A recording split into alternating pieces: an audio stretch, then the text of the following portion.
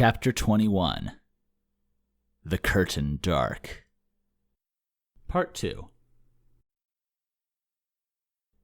The Rat.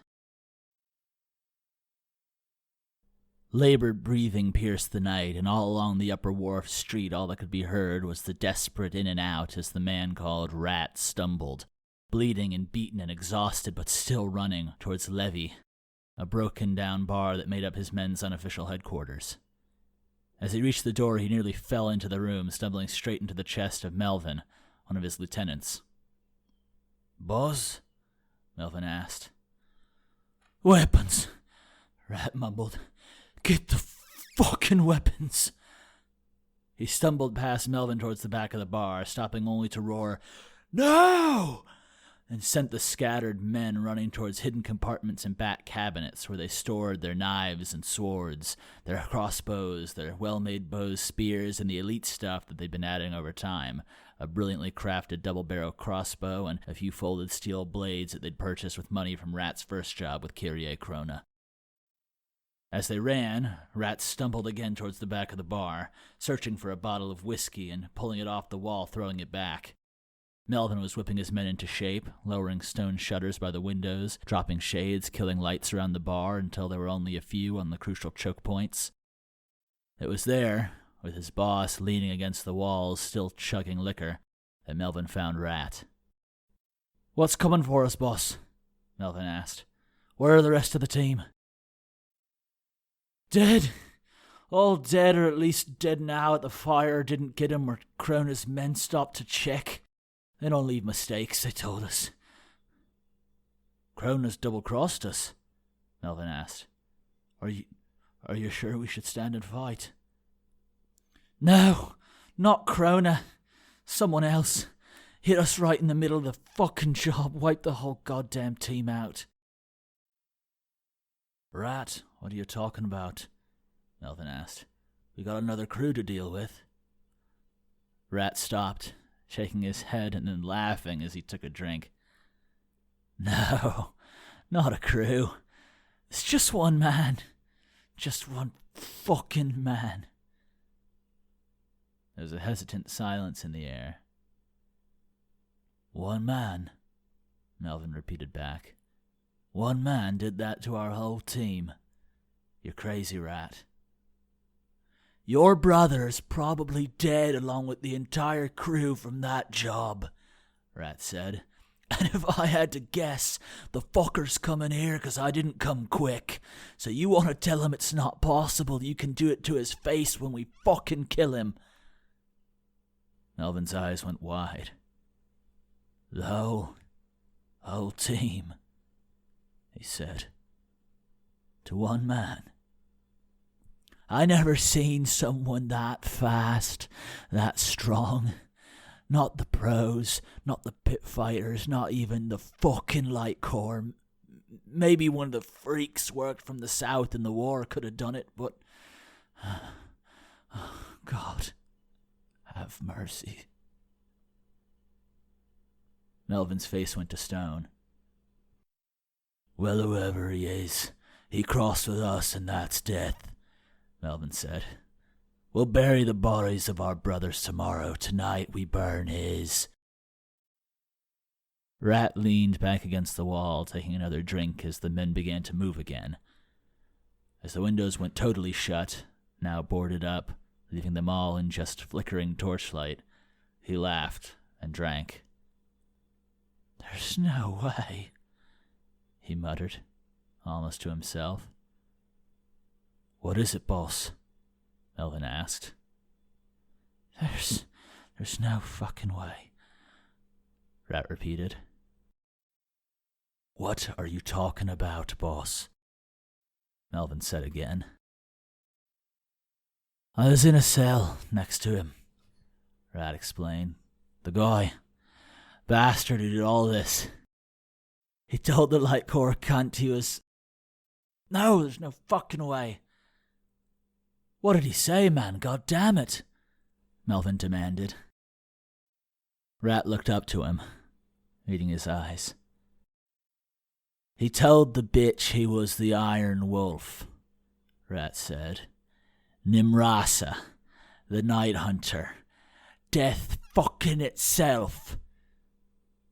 Melvin stepped back. There's no way, Melvin said. That's impossible. We just took a job from the Machine King twice, Melvin, Rat said. Ain't nothing impossible. In the flickering firelight of the remaining torches, Melvin searched the face of his boss for some sign of insanity, but found nothing but the man's usual drunkenness. And instead, echoing out into the night, and seeming to come from everywhere at once, there was the echoing howl of the wolf. The men froze, and only Rat moved, scrambling for the huge, gleaming knife that he'd bought for himself.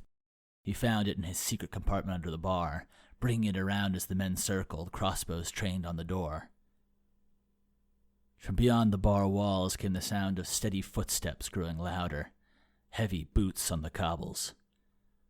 All around the bar there was a chorus of crossbows clicking set, all faced towards the door.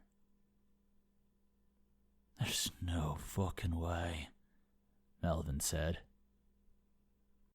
Very steadily, the door handle turned once, twice, as if they would simply stroll right in. Then for a moment there was silence, and then the door rocked as if hit with a battering ram. Door nearly broke open right there and would not take another hit.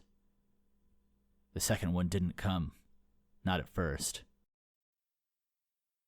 I know you're in there, Rat, a voice called. I'm not hunting you. I'm looking for the Machine King. Hearing a voice that was, for all its volume, only human emboldened the men, and it was Melvin who would answer. You're dead, you hear me, bastard? He called.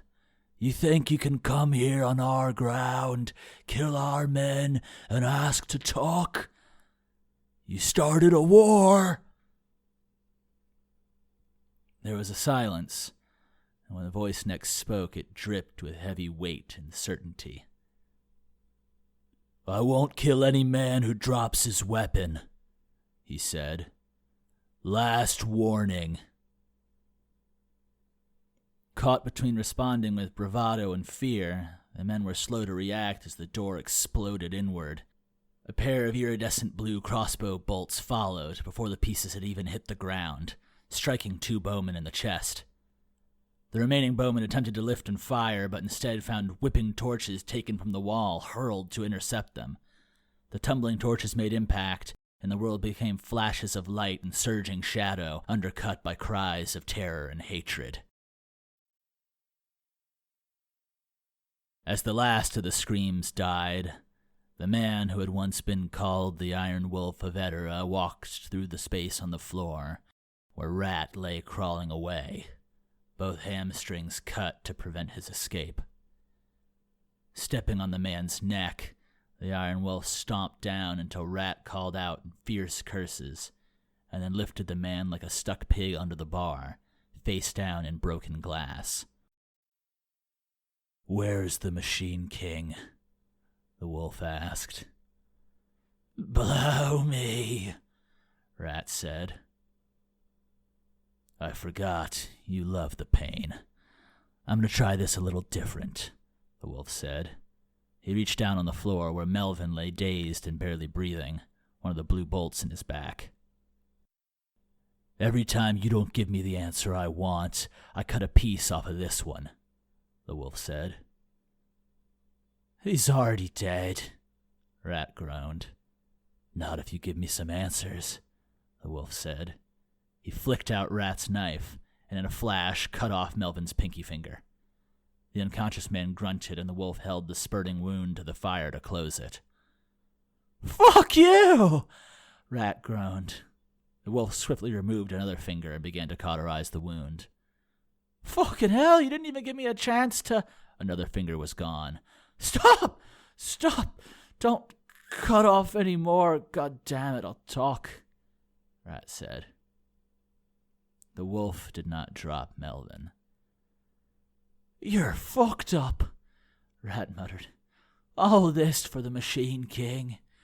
What do you get from it, huh? Some personal grudge? What, he fuck you over and you're coming back for me? You little bastard. We didn't do anything to you.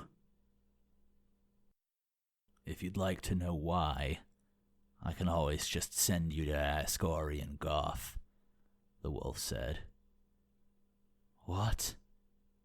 And Tanner and Cook, and the Barton family and the Bextons, mother, father, and daughter of the Winds, Selvin, father and son, the children of Garrows, Morns, all 8 of the family, the Marzens and the Hermans, the Smiths, the Jallans, the Wards, the Banders, Clark's daughter, the Elegans, and 36 others who were too blackened and burned to put a name on 'em. What are you talking about? Rat asked. 80 dead, the wolf answered. 80 dead, all slaughtered, burned, or fed to the birds. 80 deaths, Rat. People who did nothing wrong, all dead by the Machine King's men. And I don't think they're the first. I don't think they'll be the last. So, you can either guide me to him, or you can face their judgment yourself. I told you in that cell, Wolf, Rat answered. It's not that easy. I got no chance of finding him. Wait! Rat took a deep breath and swallowed as the wolf paused, about to remove Melvin's entire hand. I'm telling you the truth, I swear, Rat said. A guy like me's got no fucking shot. We got no chance. We don't even know who he is or what he's doing. We don't even know what our fucking missions are until we get our packages from him and the money. This job, he just wanted us to dart the horrors and leave him. Darts won't even kill, I promise. No idea what happened next. Wasn't even our house there. Just got told to use it. I tell you once, and I'll repeat it. The man's a ghost. I couldn't give him up if I tried. And what if I don't believe you? The wolf asked. Then I guess you'll finish the job on Melvin, Rat said. On me, on the rest of me boys. The wolf didn't move. Who would know? He asked. Nobody, Rat said. I keep telling you. The wolf removed Melvin's hand, and the unconscious man groaned as his stump was burned closed, Rat gasping. You're a creative guy. Next answer I don't like, his other one's gone, the wolf said. Damn it, man, I don't know, Rat shouted. The wolf raised the blade again, but Rat babbled, stopping him. I have ideas. Just God, please. If anyone would be able to find Krona, it'd be the heads of the 4 families, he said. He's so much as piss in the old city they know. And I know they'll be pissed with what he's doing to their horse. The wolf nodded. How do I find them? He asked. Look anywhere. But I'll tell you, you don't find them, Rat said. They're like the Machine King. They'll find you. You're on their list now, Wolf. Theirs. Krona's too, I'm sure. They'll be watching, and they'll find you, and they'll track you, and they won't stop until you're dead. It's just a question of who finds you first, them or Krona. More dangerous men have failed to kill me, the wolf answered. What, like fucking Apostolos himself? Rat cackled. You have no idea how fucked you are. But you know what? I kinda wish you do it.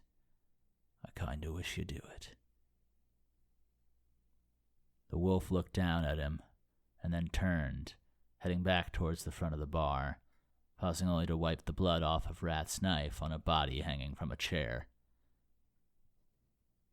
I don't need wishes, the wolf said. And then there was nothing left to say, and without another word he stepped out of the bar into the rain, leaving the crippled and beaten men scattered across the bar. With a whistle he signaled the hounds, who leapt down from the rooftops to join him. He patted them on the back, neither signaling any unwanted surveillance. Not being watched. Not yet. That as he walked into the darkness, pocketing the knife, he recognized an old feeling, that the world's pulse had gotten faster.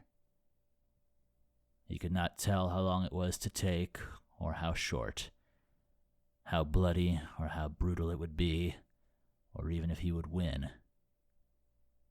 But this would be war.